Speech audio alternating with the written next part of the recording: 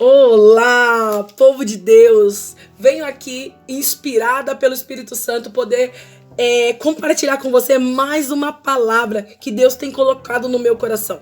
Deus tem me direcionado a algumas palavras bem conhecidas, né?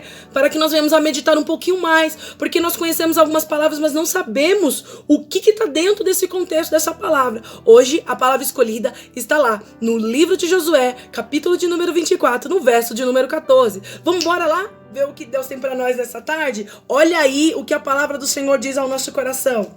Agora, pois, temei ao Senhor, serve-o com sinceridade e com verdade, e deitai fora os deuses os quais serviram vossos pais, além do rio, no Egito, e serve-o ao Senhor.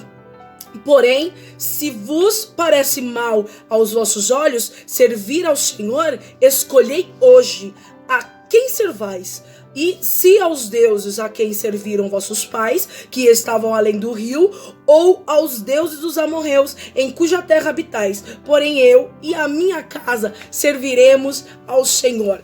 De quem é essa frase? Essa frase é do conhecido e muito conhecido Josué. Josué nem sempre foi esse camarada forte aqui do capítulo de número 24 do livro de Josué. Irmãos, Josué era um servo aí de Moisés, estava aprendendo com ele. Se você começa a ler a história, você vê que em todo tempo Moisés estava dentro da tenda do encontro, onde Deus falava com ele, e Josué sempre estava ao lado de fora. A Bíblia, ela enfatiza dizendo que Josué estava do lado de fora. Ele sabia que um dia ele poderia entrar do lado de dentro, mas ele teria que manter posição diante de Deus.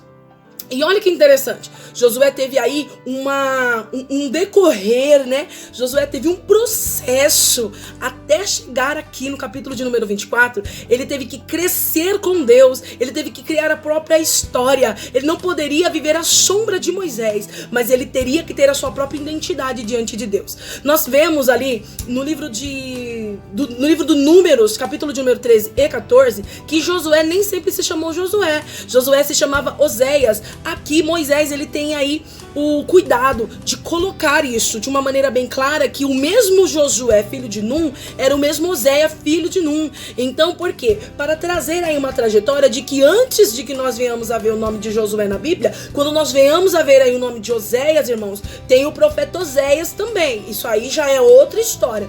Aqui nós estamos falando do Pentateuco. Aqui na lei de Deus, quando está relacionada à história de Moisés, em todo o texto e contexto, quando você vê ali Oséias aparecendo, é Josué. Josué teve aí os seus contratempos, Josué teve aí as suas vitórias, Josué teve aí tudo aquilo que traz o crescimento para um ser humano.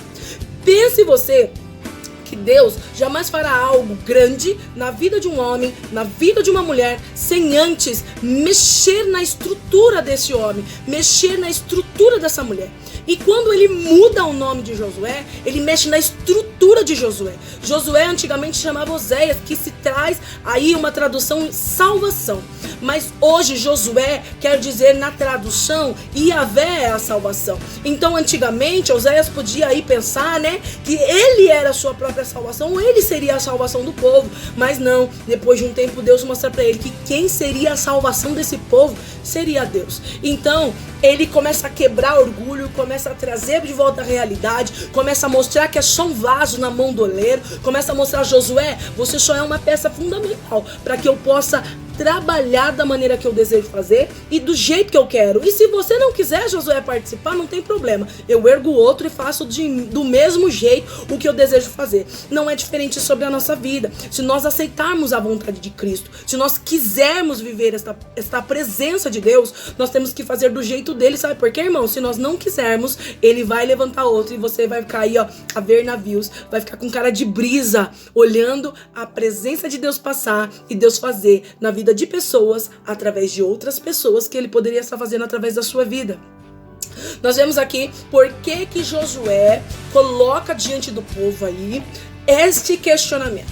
Josué não era mais um menino. Josué já era um homem, já com alguma idade. Josué já sabia o que tinha passado. E por que ele fala assim, ó? Ele coloca um questionamento. Josué renova a aliança com o povo. Ou seja, o povo estava longe da presença de Deus. O povo já não estava mais disperso. Mas olha a resposta do povo. O povo responde: ei, então respondeu o povo: nunca nos aconteça que deixemos ao Senhor para servirmos outros deuses.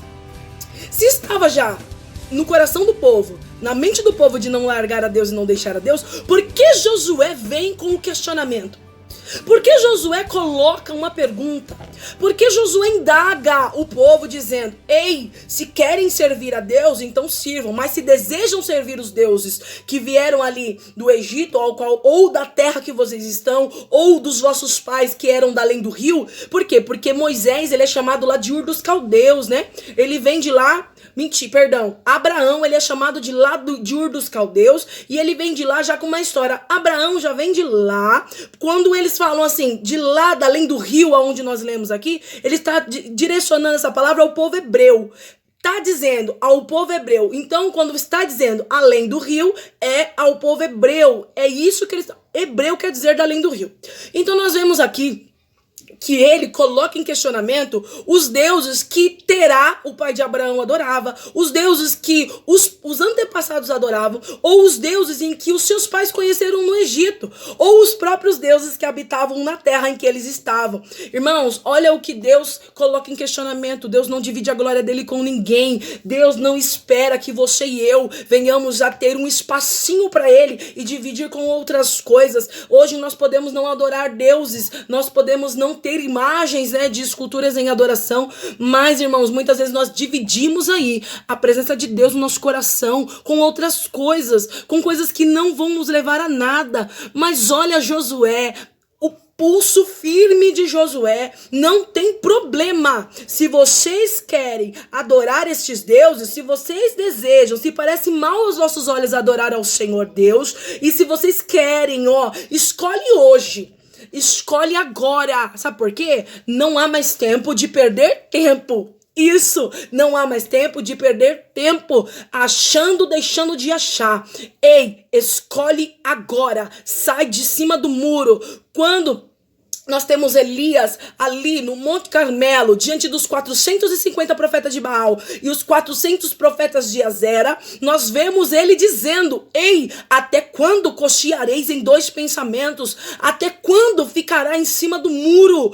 Deus está dizendo a mesma coisa pela boca de Josué aqui. Olha, escolhe hoje, escolhe agora. Tá na hora de se decidir. É Deus que queremos, então vamos servi-lo com excelência, diante daquilo que ele deseja ao nosso coração. Irmã Paula, eu não sei o que Deus tem pra mim, eu não sei o que Deus quer de mim, eu não sei o que Deus acha. Irmãos, isso aí é mentira da carochinha, história da carochinha, mentira de crente que não quer se alinhar com Deus, de crente que não quer ficar firme com Deus, porque todo crente que ouve a voz do Espírito Santo sabe a direção que Deus vai te guiar, sabe aonde Deus quer te levar. Ei, tem coisas que não é pra você, tem coisas que não é pra você mexer, tem coisas que não é pra você tocar, tem coisas que não é pra você falar.